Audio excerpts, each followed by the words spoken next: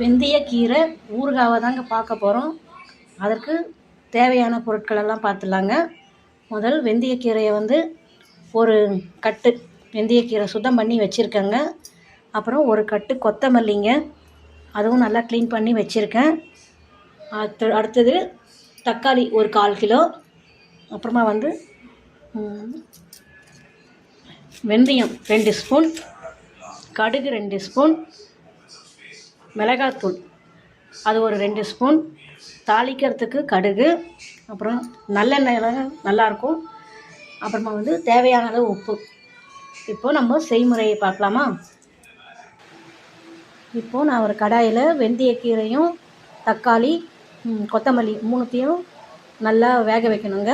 ஒரு 10 நிமிஷம் நல்லா வேகணும் அது.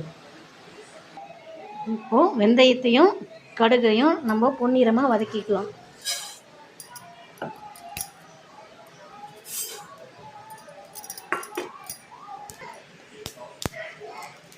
கடுகு நல்லா பொரிஞ்சிடுச்சிங்க,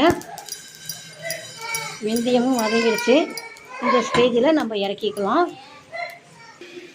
பார்த்தீங்களா ஃப்ரெண்ட்ஸ், நல்லா வெந்துடுச்சு தக்காளி, வெந்தயக்கீரை, கொத்தமல்லி.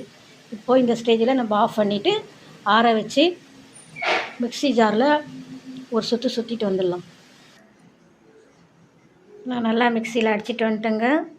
இப்போ தாளிக்கிறதுக்கு 50 கிராம் நல்லெண்ணெய்ங்க. நல்லெண்ணெய் ஊற்றிருக்கேன். எண்ணெய் சூடாகட்டும். இப்போ நல்லா எண்ணெய் காஞ்சிச்சுங்க. இப்போது கடுகு போட்டுக்கலாம். கடுகு நல்லா பொரியட்டும். அப்புறம் இந்த அரைச்சிட்டு வந்த கலவையை போட்டு கலக்கணுங்க. நல்லா கலரிட்டே இருக்கணுங்க. இப்போது நம்ம வெந்தய பவுடரையும் கடுகு பவுடரையும் சேர்த்துக்கலாம். மிளகாத்தூள் சேர்த்துக்கலாம். பெருங்காய பவுடர் சொல்ல மறந்துட்டேன் நான் இப்போ ஆப்ஷனில்.